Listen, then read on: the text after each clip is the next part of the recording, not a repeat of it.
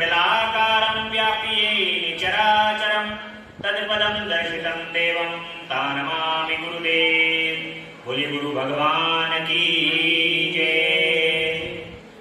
ओम गजाननं भूतगणाधिसेवितं कपित्तजम्बूफलचारुभक्षणं उमासुतं शोकविनाशकारिकं नमामि विघ्नेश्वरपादपङ्कजं। बोली गणपति गजानन भगवान की जय। सर्वमंगल मंगले शिवे सर्वार्थ साधिके शरण्ये त्र्यंबके गौरी नारायणी नमस्ते।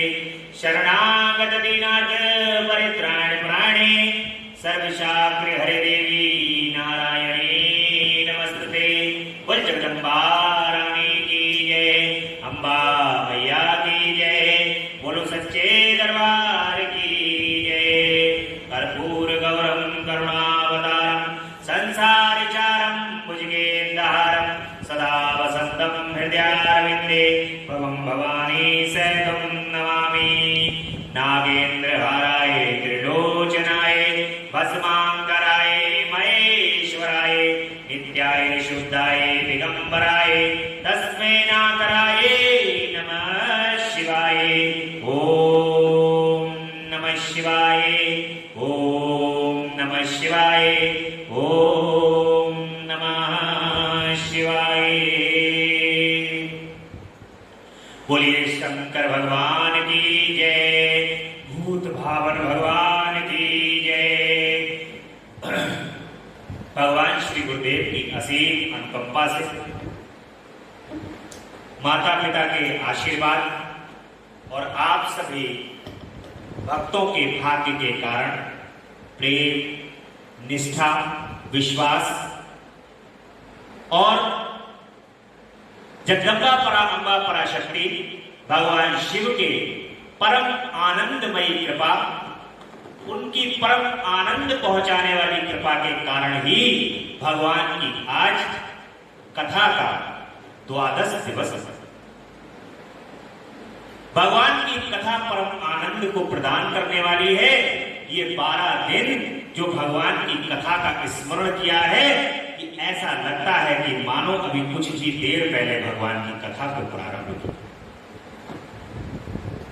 12 दिवस भगवान की कथा को उनके प्रेम में, उनके रस में, रस को प्राप्त करते हुए हो जाना भक्तों को तो मान लो ऐसा लगता है कि अभी कुछ ही समय की बात है। क्योंकि जब कथा को स्वयं भगवान शिव सुनाते हैं और उस कथा को स्वयं शिव सुनते हैं और जगदम्बा उस कथा को स्वयं सुनती हैं, तब उस कथा में रस उत्पन्न होता है। यहां पर भगवान की कथा को करने में कोई ज्ञानी नहीं है, किसी प्रकार के कोई विवेचक नहीं है, उस कथा का कोई विवरण करने वाला नहीं है। जैसी टूटी फूटी वाणी भगवान ने प्रदान की है, उस टूटी फूटी वाणी से बस उनका केवल नाम का स्मरण किया जाए। परंतु यदि प्रभु उस कथा को स्वयं सुना रहे हो और उस कथा को स्वयं सुन रहे हो, तो उस कथा में रस की उत्पत्ति हो जाती है और वो रस हृदय को परम आनंद प्रदान करने लग जाता है। ऐसी ही भगवान की जो कथा है, इसके अंदर भक्तों को सुनने के बाद आनंद आ रहा है। जैसा आप लोगों के फोन के माध्यम से कुछ लोग YouTube के माध्यम से ये कथा लगातार सुन रहे हैं, और जब वो मिलते हैं या फोन के माध्यम से इस कथा के बारे में बताते हैं, तो लगातार जिन दिनों में इस कथा को YouTube से आपको पहुंचने में कुछ विलंब हो जाता है, तो वे भक्त तुरंत चिंतित हो जाते हैं और कहते हैं कि आज ये कथा क्यों नहीं आई। जब भगवान की कथा को सुनने में रस आने लगता है, आनंद आने लगता है, तो भगवान के भक्त जो हैं वो इंतजार करते हैं। जो भक्त YouTube से घर पर कथा को सुन रहे हैं और जो सशरीर भगवान के कथा को यहाँ पर आकर के सुन रहे हैं, भगवान उन पर निरंतर अविरल रूप से कृपा ही तो कर रहे हैं, तभी तो भगवान की इस कथा को सुनने का सौभाग्य प्राप्त हुआ। कल की कथा में प्रसंग चल रहा था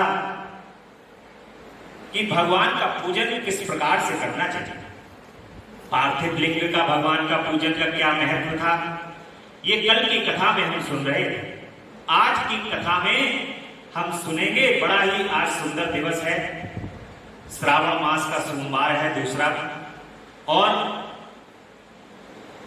आज के दिन अमावस्या की तिथि है और भगवान की ये पार्थिव पूजा की महिमा का आज महत्व बताने का जो सौभाग्य प्राप्त हो रहा है, इससे आत्मा जो है वो गदगद हो। तदंतर ऋषियों के पूछने पर किस कामना की पूर्ति के लिए कितने पार्थिव लिंगों की पूजा करनी चाहिए, इस विषय का आप वर्णन करें। किन कामनाओं के लिए कितने पार्थिव शिवलिंगों की पूजा करें जिससे हमारी कामनाएं पूर्ण हो जाएं। भगवान शिव के पूजन में इस संसार के अंदर, जैसा आप प्रातः प्रथम दिवस से सुनते हुए आ रहे हैं कि भगवान शिव को कोई भी वस्तु किसी भी भक्त को देना कोई दुर्लभ नहीं। जो कामनाओं से भगवान का पूजन करता है, भगवान उसकी कामना पूर्ण करते हैं, और जो कामना रहित होकर के भगवान का पूजन करता है, उसको तो प्रभु तीनों लोक प्रदान कर देते हैं। और तीनों लोक मिलने का वो सुख नहीं है जो सुख भगवान शिव के धाम में पहुंच करके जो भक्त मुक्त होने के बाद भगवान शिव का गण बन जाने में जो सुख है, वो तीनों लोग यदि प्रभु प्रदान कर दे तब भी वो सुख नहीं। सूत जी महाराज कहते हैं कि महर्षियों, पार्थिव लिंगों की पूजा कोटि कोटि यज्ञों का फल देने में भगवान का पार्थिव लिंग का पूजन, जैसा कि कल प्रसंग था कि भगवान का जीवन में यदि सौभाग्य प्राप्त हो तो पार्थिव लिंग का पूजन अवश्य करना चाहिए। सभी भक्तों को निरंतर उनके पार्थिव लिंग का पूजन करते रहना चाहिए। श्रावण मास में यदि आपको भगवान के पार्थिव लिंग का पूजन करने का सौभाग्य मिले तो उसको तुरंत ही बगैर किसी विलंब के कर देना चाहिए, क्योंकि ये कोटि कोटि यज्ञों का फल देने। कलयुग में लोगों के लिए शिवलिंग पूजा जैसा श्रेष्ठ दिखाई देता है, वैसा दूसरा कोई साधन नहीं। इस कलिकाल में भगवान शिव के शिवलिंग से के पूजन से बढ़कर के दूसरा अन्य कोई पूजन नहीं है जो आपको मुक्ति प्रदान करने वाला। देखिए, इस कलिकाल में ऐसा शरीर आपका बन गया है कि घंटों बैठ करके आप तपस्या नहीं कर सकते। इस शरीर के माध्यम से घंटों जाप नहीं कर सकते, घंटों यज्ञ नहीं कर सकते, घंटों आप मन को एकाग्र चित्त नहीं कर सकते। तो इन सबके साधन के लिए आपके पास बस केवल एक ही साधन है, और वो साधन है भगवान शिव का पूजन।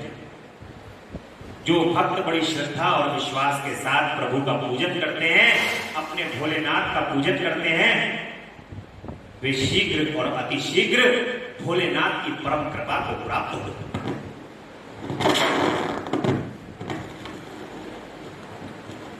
उत्तम,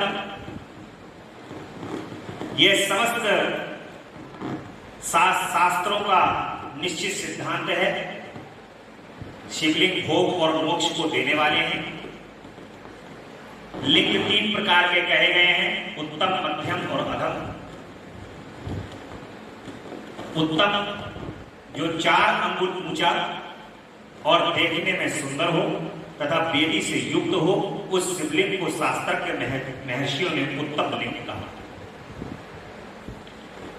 उससे आधा मध्यम और उससे आधा अधम माना गया है। इस तरह 3 प्रकार के शिवलिंग कहे गए हैं जो उत्तरोत्तर श्रेष्ठ है। ब्राह्मण, क्षत्रिय, वैश्य, शूद्र अथवा विलोम संकर कोई भी क्यों न हो, वह अपने अधिकार के अनुसार वैदिक अथवा तांत्रिक मंत्र से सदा आदर पूर्वक शिवलिंग की पूजा करता है। हे महर्षियों, अधिक कहने से क्या लाभ। शिवलिंग का पूजन करने से स्त्रियों का तथा अन्य सब लोगों का भी अधिकार है। द्विजों के लिए वैदिक पद्धति से ही शिवलिंग पूजा करना श्रेष्ठ है, परंतु अन्य लोगों के लिए वैदिक मार्ग से पूजा करने की सम्मति नहीं। वेदज्ञ द्विजों को वैदिक मार्ग से ही पूजन करना चाहिए, अन्य मार्ग से नहीं। यह भगवान शिव का कथन है। दधीची और गौतम आदि के लिए साप से जिनका चित्त दग्ध हो गया है, उन द्विजों की वैदिक कर्म में श्रद्धा नहीं होती। जो मनुष्य वेदों तथा स्मृतियों में कहे हुए सत्कर्मों की अवहेलना करते हैं, दूसरे कर्म को करने लग जाते हैं, उनका मनोरथ कभी सफल नहीं है।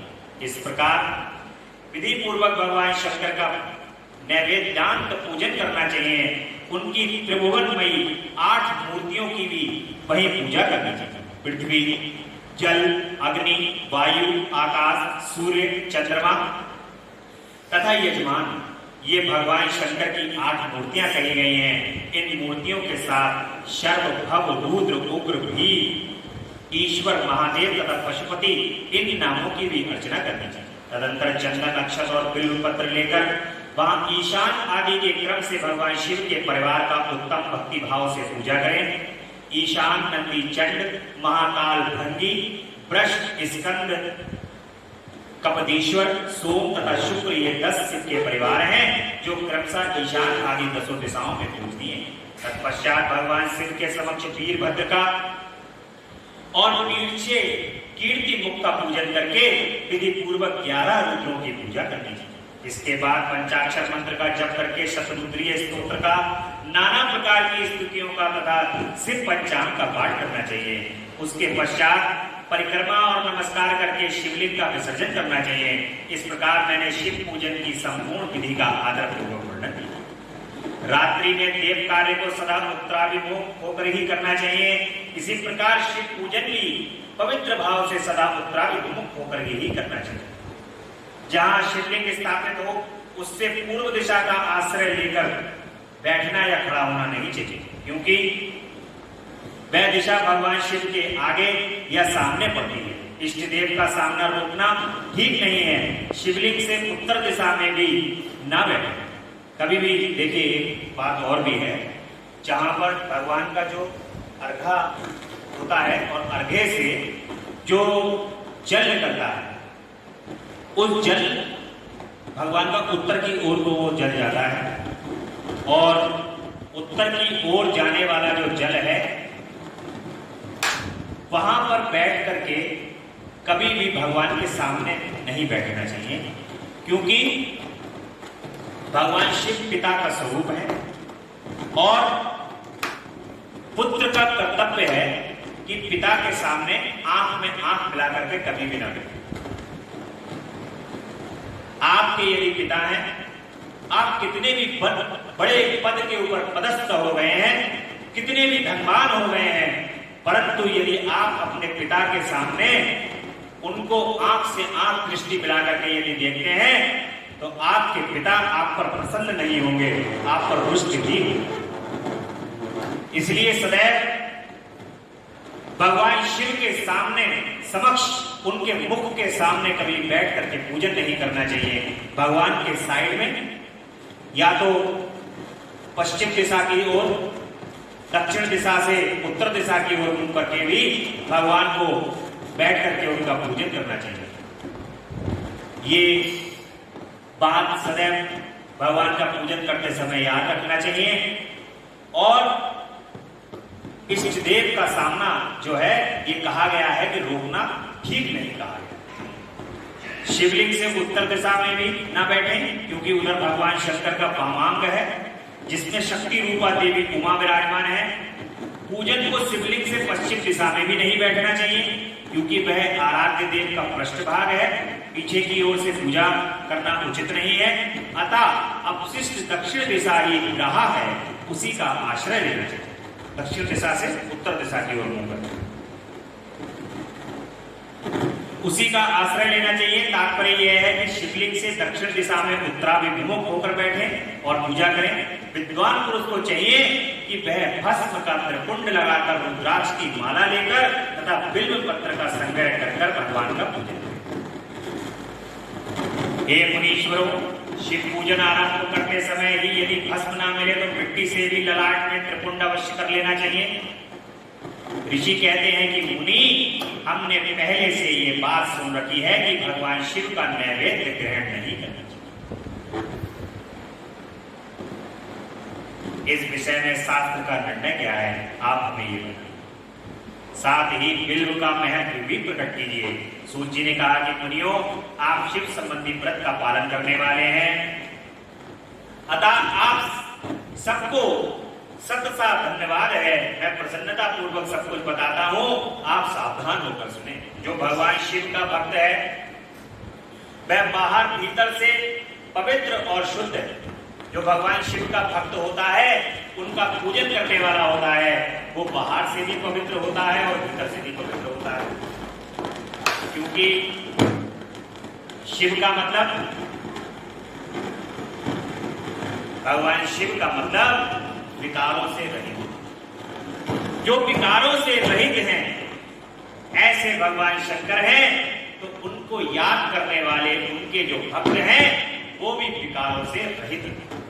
इसलिए भगवान शिव के जो भक्त होते हैं वो पवित्र और शुद्ध होते हैं। उत्तम व्रत का पालन करने वाला तथा दृढ़ निश्चय से युक्त है, वह शिव नैवेद्य का अवश्य भक्षण करे। भगवान शिव का नैवेद्य आग्रह है, इस भावना को मन से निकाल दे। शिव के नैवेद्य को देख लेने मात्र से भी सारे पाप दूर भाग जाते हैं और उसको खा लेने पर तो करोड़ों पुण्य अपने भीतर आ जाते हैं। इसलिए कभी भी भगवान शिव का जो नैवेद्य है उसका त्याज्य यानी त्याग नहीं करना चाहिए। भगवान शिव के कभी भी दूसरों के ऐसे जो पाखंड फैलाने वाले लोग हैं उनकी बातों में न आकर के उनके कभी भी प्रसाद का त्याग न करें, क्योंकि भगवान के प्रसाद से आपको करोड़ों पुण्यों की प्राप्ति होती है और उनके प्रसाद को केवल देख लेने मात्र से, यदि जो भक्त उनके प्रसाद को केवल देख लेते हैं तो उनके करोड़ों पाप नष्ट हो जाते हैं। ऐसा स्वयं भगवान शिव के शिव पुराण में कहा गया। आए हुए शिव नैवेद्य को सिर झुकाकर प्रसन्नता के साथ ग्रहण करें और प्रयत्न करके सिर्फ स्मरण पूर्वक उसका भक्षण करें। आए हुए शिव नैवेद्य को यह कहकर कि मैं इसे दूसरे समय में ग्रहण करूंगा लेने में विलंब कर देता है, वह मनुष्य निश्चय ही आपसे पाप से बन जाता है। भगवान का प्रसाद मिले तुरंत खा लो। अब थोड़ी सी प्रवृत्ति बदलनी पड़ेगी कि भगवान का प्रसाद मिलने के बाद उसको रखो नहीं, उसको तुरंत ग्रहण कर लो। यहां तहां जहां तहां प्रसाद को रखना पाप से बंधना, क्योंकि आपने क्या करा, प्रसाद तो ले लिया लेकिन उसको ग्रहण नहीं किया। ग्रहण नहीं किया तो प्रसाद का अपमान, ये अपमान ना करते हुए प्रसाद को आप तुरंत मंदिर से बाहर आकर तुरंत ग्रहण कर। इसलिए ये कहा गया है कि उसको तुरंत खा लीजिए कि वह मनुष्य जिसने ऐसा किया है वह निश्चय ही पाप में बन जाता है। जिसने भगवान शिव की दीक्षा ली हो उस शिव भक्त के लिए यह शिव नैवेद्य अवश्य भक्षणीय है, ऐसा कहा जाता है। शिव की दीक्षा से युक्त शिव भक्त पुरुष के लिए सभी शिवलिंगों का नैवेद्य शुभ एवं महाप्रसाद है तथा वह उसका अवश्य ग्रहण करे। परंतु जो अन्य देवताओं की दीक्षा से युक्त हैं और शिव भक्ति में भी मन को लगाए हुए हैं, उनके लिए शिव नैवेद्य भक्षण के विषय में क्या निर्णय है, इसे आप लोग प्रेम पूर्वक सुने। ब्राह्मणों, जहां से शालिग्राम शिला की उत्पत्ति होती है वहां के उत्पन्न लिंग में रस लिंग यानी कि पारद लिंग में, पाषाण रजत तथा सुवर्ण से निर्मित लिंग में, देवताओं तथा सिद्धों द्वारा प्रतिष्ठित लिंग में, केसर निर्मित लिंग में, स्फटिक लिंग में, रत्न निर्मित लिंग में तथा समस्त ज्योतिर्लिंगों में विराजमान भगवान शिव के नैवेद्य का भक्षण चांद्रायण व्रत के समान पुण्यजनक है। यानी कि प्रभु आप ये बात निश्चित तौर पर मान के चलिए कि भगवान शिव के शिवलिंग के माध्यम से जो भी आपको नैवेद्य मिले आप उसका भक्षण करें। ज्योतिर्लिंगों के अंदर मिला हुआ भगवान शिव का प्रसाद केसर निर्मित सिद्धों के द्वारा, स्फटिक लिंग से, रत्न निर्मित लिंग से, समस्त ज्योतिर्लिंग से जो भगवान का प्रसाद आपको मिले वो चांद्रायण व्रत के समान पुण्यजनक, जो चंद्र यज्ञ का फल होता है, ऐसा प्रसाद खाने से, जैसा कि अभी कुछ ही दिनों पूर्व भगवान के ज्योतिर्लिंग श्री केदारनाथ का धाम का प्रसाद खाने का जो सौभाग्य प्राप्त हुआ है, उस ज्योतिर्लिंग को खाने, प्रसाद को खाने का जो सौभाग्य प्राप्त हुआ है वो चांद्रायण व्रत के समान पुण्यजनक। ब्रह्म हत्या करने वाला पुरुष भी यदि पवित्र होकर शिव निर्माल्य का भक्षण करके उसे सिर पर धारण करता है तो उसका सारा पाप शीघ्र ही नष्ट हो जाए। वह जहां चंड का अधिकार है, वहां जो शिव निर्माल्य हो उसे साधारण मनुष्य को नहीं खाना चाहिए। भगवान के गणों का जो प्रसाद है वो नहीं खाना चाहिए, और भगवान के जो गणों का प्रसाद है वो साधारण मनुष्यों के खाने का नहीं। गाय अथवा अन्य जानवरों को वो प्रसाद ग्रहण करा दिया जाए। वैसे गाय का उस पर अधिकार है, तो गाय को वो प्रसाद यदि ग्रहण कराया जाएगा तो वो पुण्यदायी है। जहां चंड का अधिकार नहीं है वहां के शिव निर्माल्य का सभी को भक्ति पूर्वक भोजन करना चाहिए। बाणलिंग, नर्मदेश्वर महाराज, लोक निर्मित स्वर्णादि धातुमय लिंग, सिद्ध लिंग, जिन लिंगों की उपासना से किसी ने सिद्धि प्राप्त की हो अथवा जो सिद्धों द्वारा स्थापित है, वे लिंग स्वयं भूलिंग, इन सब लिंगों में शिव की प्रतिमाओं, मूर्तियों में चंड का अधिकार नहीं। जो मनुष्य, देखिए, जो शिवलिंग जैसे बाणलिंग, नर्मदेश्वर महाराज और लोहे से निर्मित लिंग हैं, स्वर्ण के लिंग हैं, सिद्ध लिंग हैं, जिन लोगों की उपासना से किसी ने सिद्धि प्राप्त की हो, जो जैसे जिस शिवलिंग का पूजन करके सिद्ध लोगों ने सिद्धि प्राप्त की हो, उन सिद्धों के लिंग हैं, स्वयं भूलिंग है। इन सभी लिंगों में, मूर्तियों में चंड का कोई अधिकार नहीं। इन जगहों पर चंड का अधिकार नहीं है, वहां का प्रसाद जो है वो सहजता से ग्रहण कर ले। जो मनुष्य शिवलिंग को विधि पूर्वक स्नान कराकर उस स्नान के जल का 3 बार आचमन करता है, उसके कायिक, वाचिक और मानसिक तीनों प्रकार के पाप यहां शीघ्र नष्ट हो जाते हैं। भगवान शिव के जो शिवलिंग से अर्घ्य में से निकल करके जो जल आता है, उस जल को लेकर के आचमन कर लेना चाहिए।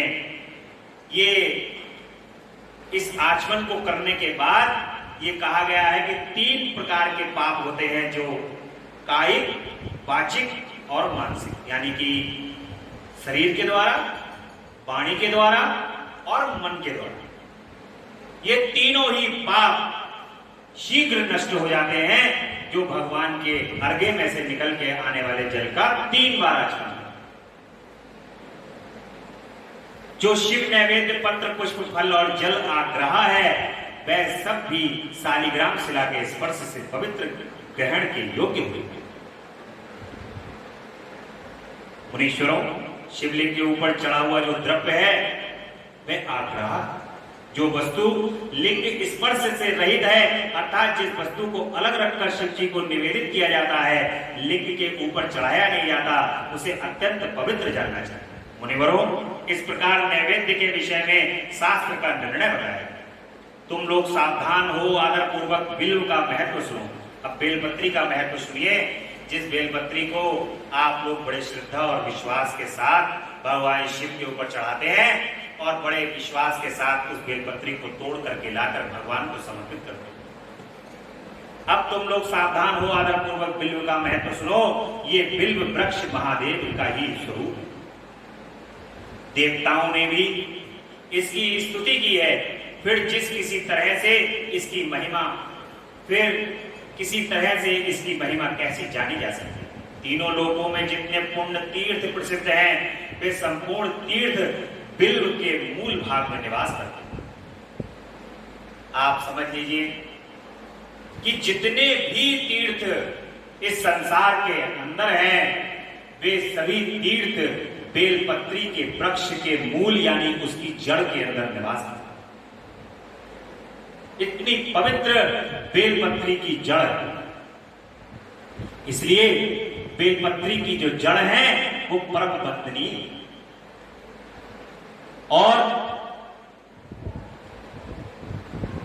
सदैव स्मरण करना चाहिए कि बेल पत्र के वृक्ष के पास यदि जाएं तो उनसे जो बेलपत्री मांगे तो प्रार्थना करके उनको स्पर्श करके और अपने मस्तिष्क से लगा करके उसके बाद ही बेलपत्र को ग्रहण करें, क्योंकि वे साक्षात महादेव का ही स्वरूप। वे जो पुण्यात्मा मनुष्य बिल्व के मूल में लिंग स्वरूप अविनाशी महादेव का पूजन करता है, वह निश्चय ही शिववत को प्राप्त करता है। बेलपत्री का यदि पेड़ हो और उस पेड़ के वृक्ष बिल्व वृक्ष के पास पहुंच करके भगवान को स्थापित करके जो मनुष्य वहां पहुंच करके भगवान शिव का पूजन करता है, वो शिव पद को प्राप्त करता है।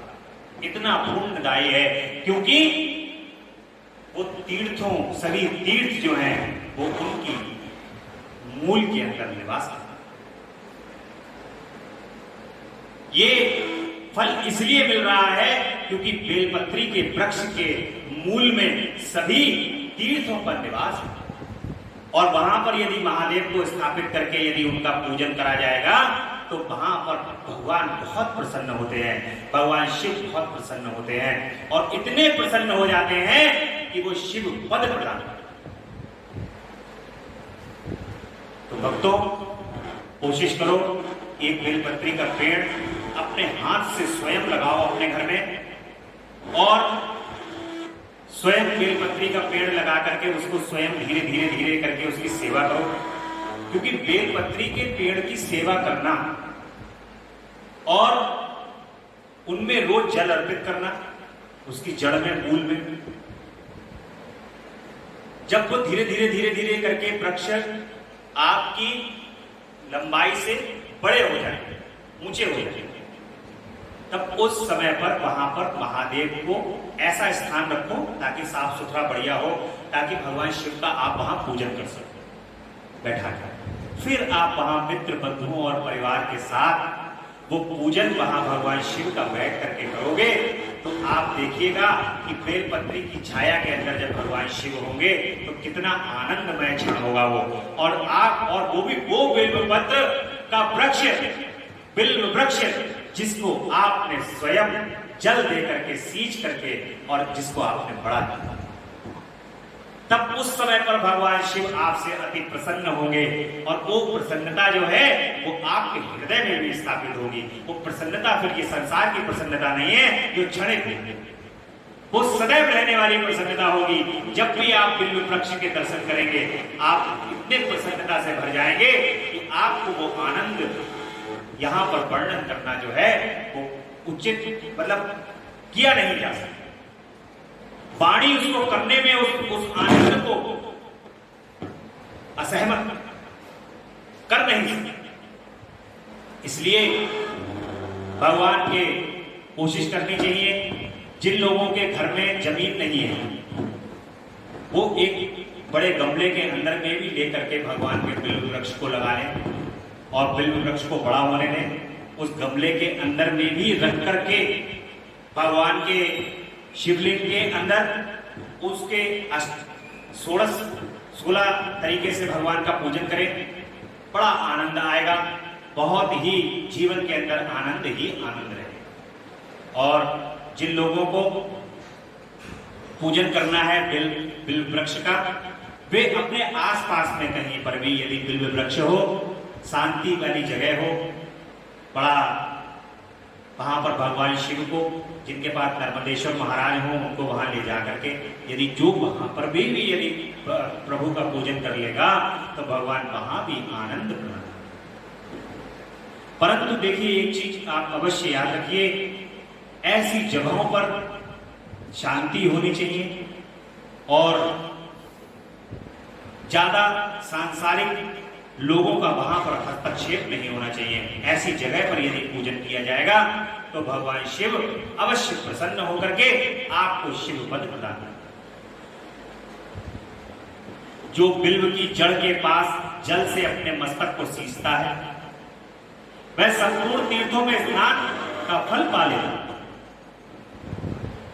बेलपत्री की जो जड़ होती है वहां पर अपने मस्तक को लगाता है और मस्तक को लगाने के बाद वहां का जल अपने मस्तक पर लगाता है, तो आप समझ लीजिए समस्त तीर्थों का फल उसको कितना बड़ा महत्व है। जिस बेलपत्री को केवल त्रिदलक त्रिगुणाकार भगवान शिव के ऊपर तोड़ करके ला करके बस केवल आप समर्पित कर देते हो, आज आप उसका महत्व जानते हैं। आज उस बेलपत्री का कितना बड़ा महत्व है ये हमें पता है, क्योंकि भगवान शिव उसके मूल में निवास करते हैं। भगवान शिव का सभी तीर्थ हैं, सभी वहां पर ज्योतिर्लिंगों का निवास है, सभी प्रकार के वहां पे तीर्थ हैं, इसलिए उसके मूल में मस्तक को जल को लगाने से सभी तीर्थों का फल प्राप्त होता है। वहीं इस भूतल पर पावन माना जाता है। इस बिल्व की जड़ के परम उत्तम थाले को जल से भरा हुआ देखकर महादेव की पूर्णता संतुष्ट हो जाती है। जहां जड़ है यदि वहां पर जल भरा हुआ है तो भगवान शिव प्रसन्न हो जाते हैं। भगवान प्रसन्न हो जाते हैं, इसके थाले में जो है वो जल, और जो मनुष्य गंध पुष्प आदि से बिल्व के मूल भाग का पूजन करता है वह शिवलोक हो जाता है। बेलपत्री की जड़ है, गंध अक्षत पुष्प से जो वहां पर मां का पूजन करता है, बेलपत्री का पूजन करता है, भगवान ने ऐसा वरदान दे रखा है, भगवान ने ऐसा आशीर्वाद प्रदान कर रखा है कि वो शिव को प्राप्त, शिवलोक को प्राप्त, और इस लोक में भी उसकी सुख संतति बढ़ती। जो बिल्व की जड़ के समीप आदर पूर्वक दीपावली जला कर रखता है वह तत्व ज्ञान से संपन्न हो भगवान महेश्वर से मिल जाता है। बेलपत्री के बिल्व वृक्ष के पास जो दीपावली यानी कि दीपक जलाता है, 1, 2, 5 अन्य दीप श्रृंखला बनाता है, भगवान शिव तत्व ज्ञान से संपन्न हो भगवान शिव को मिल जाता है। जिसको भगवान शंकर के दर्शन करने की अभिलाषा हो वो बेलपत्री के वृक्ष के पास दीपक अवश्य जलाए। ऐसा शिव पुराण के अंदर लिखा हुआ है कि वो तत्व ज्ञान से संपन्न होकर के भगवान महेश्वर से मिल जाता है। जो बिल्व की शाखा थाम कर हाथ से उसके नए नए पल्लव उतारता है और उनसे उस बिल्व की पूजा करता है वह सब पापों से मुक्त हो जाता है। जो बिल्व वृक्ष में जो पल्लव हैं उनके पत्ते हैं, उन पत्तों को धीरे धीरे करके बहुत आनंद पूर्वक उन पत्तों को उतारता है और उससे भगवान शिव का पूजन करता है। ऐसा शिव पुराण में कहा गया है कि वो सभी पापों से मुक्त हो। आपने अभी तक कथा के माध्यम से ये सुना होगा कि भगवान की कथा के अंदर भगवान शिव कर क्या है। जो भगवान शिव के जो भक्त हैं उनको क्या मिल रहा है? भगवान शिव के भक्तों को तो मुक्ति मिल रही है। और मुक्ति कैसे मिलेगी? मुक्ति मिलेगी जब आपके पापों का नाश हो, क्योंकि आप छोटा सा भी कार्य यदि भगवान शिव के लिए कर दे रहे हैं तो भगवान समस्त पापों से आपको मुक्त कर देंगे। ऐसी क्षमता केवल भगवान शिव में है कि वो समस्त पापों से क्षण भर में मुक्त कर देते। उनका तो अंधाधुंध दरबार है और अंधाधुंध दरबार में तुरंत आओ, तुरंत पापों से मुक्त हो जाओ। बस श्रद्धा और भाव रख करके यदि भगवान के पास पहुंचते हो तो प्रभु शीघ्र ही आपके सभी पापों को नष्ट कर देते।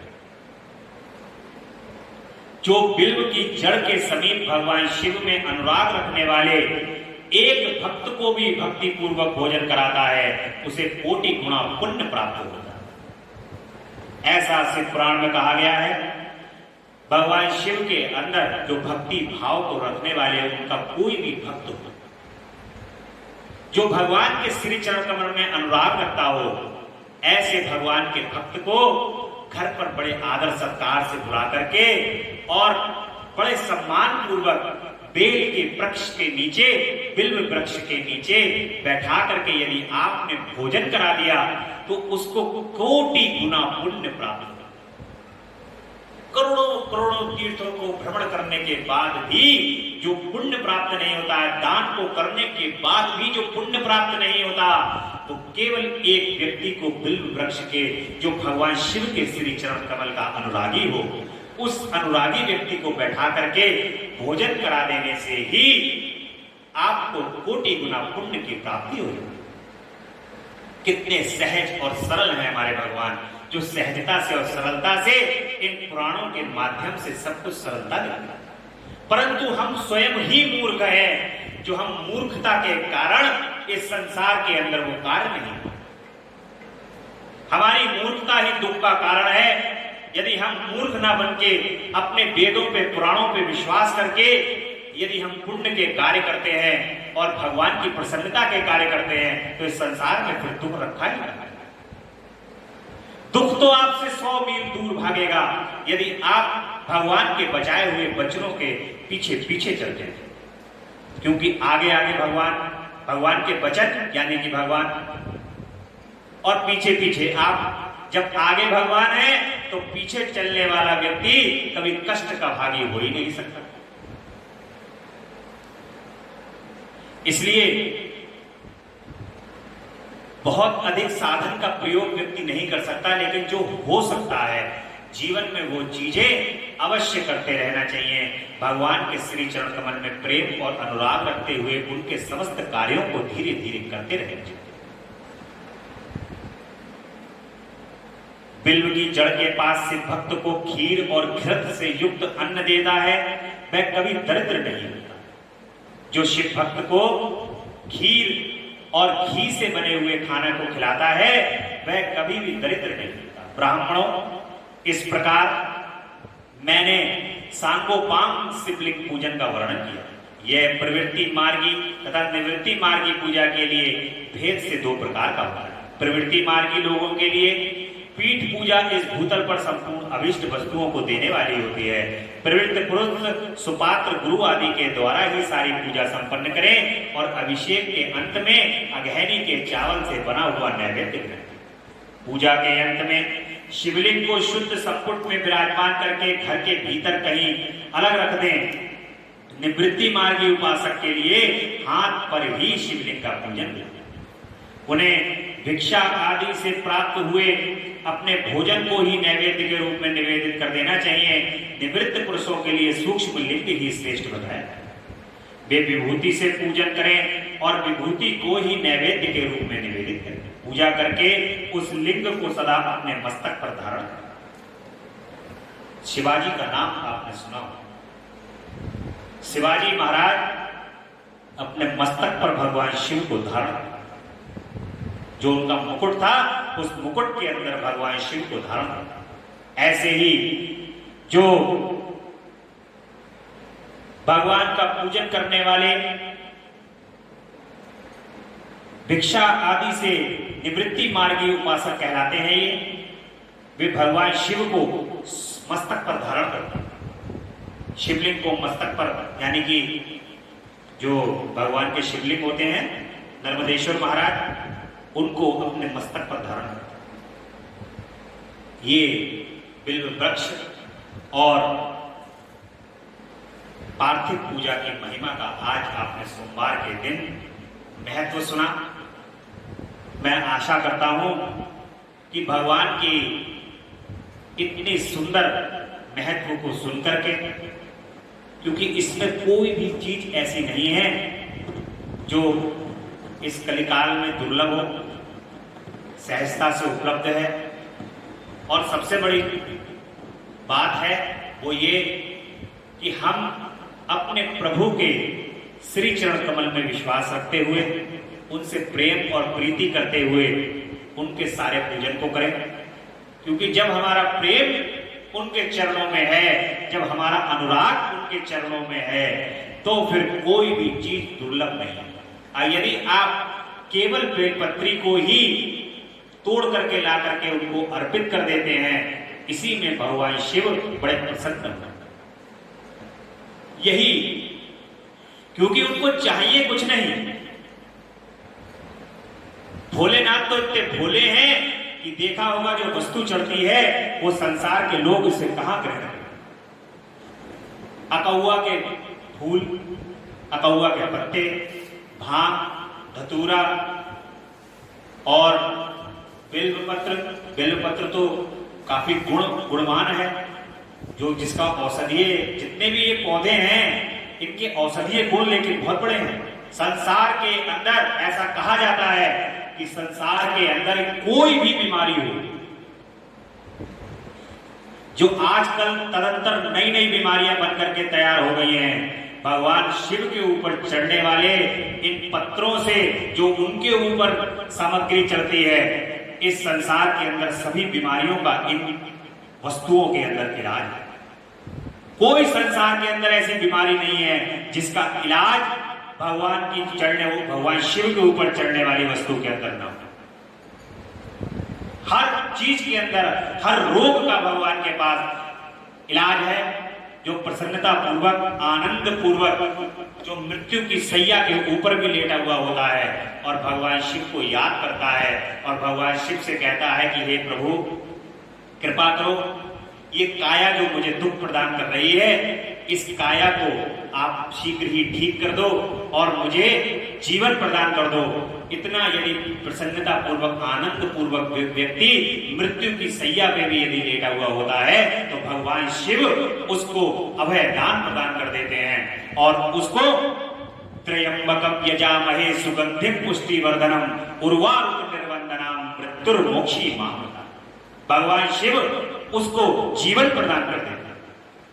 मार्कंडेय जी जिनको 12 वर्ष की आयु बताई गई कि उनका जीवन केवल इतना ही है, वो भगवान शिव से लिपट जाते हैं और भगवान शिव से लिपट करके भगवान ने उनको इतनी आयु प्रदान कर दी कि वे अमर हो।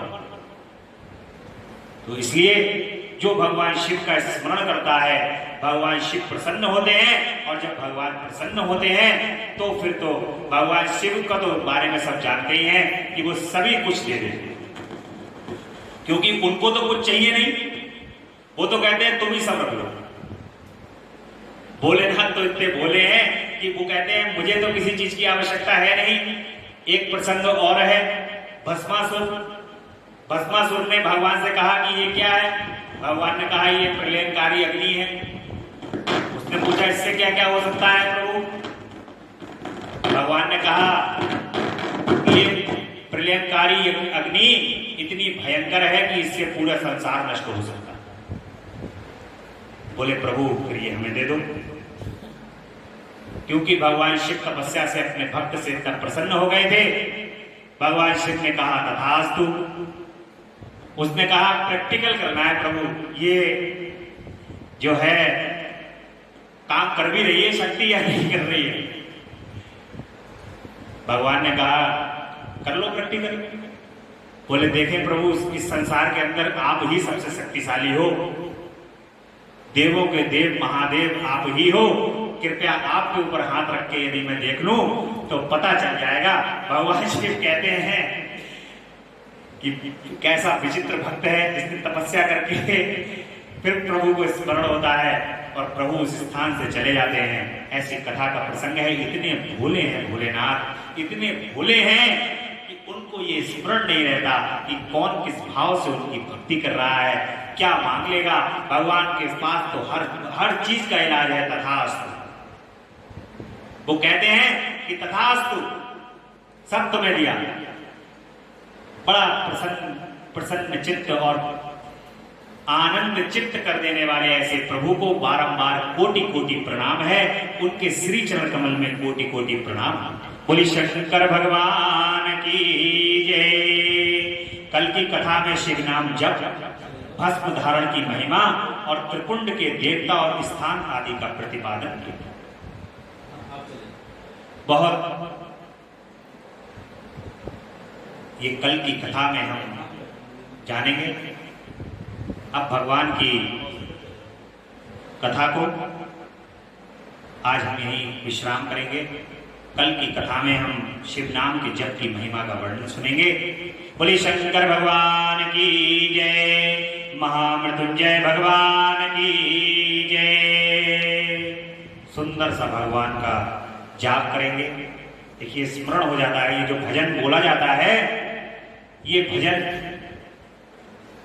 केवल आपकी चेतना को जगाने के लिए एक लाइन बोली जाती है, पूरा भजन नहीं बोला जाता, केवल एक लाइन बोली जाती है कि तेरा पल पल बीता जाए मुख से जप ले नमः शिवाय। तेरा पल पल बीता जाए मुख से जप ले नमः शिवाय। ओम नमः शिवाय, ओम नमः शिवाय, ओम नमः शिवाय, ओम नमः शिवाय। मुसाफिरी जब पूरी होगी चलने की मजबूरी होगी, मुसाफिरी जब पूरी होगी चलने की मजबूरी होगी। अवसर खाली न जाए मुख से जप ले नमः शिवाय। तेरा अवसर खाली न जाए मुख से जप ले नमः शिवाय। ओम नमः शिवाय, ओम नमः शिवाय, ओम नमः शिवाय, ओम नमः शिवाय, ओम नमः शिवाय, ओम नमः शिवाय, ओम नमः शिवाय, ओम नमः शिवाय। बोले शंकर भगवान की जय।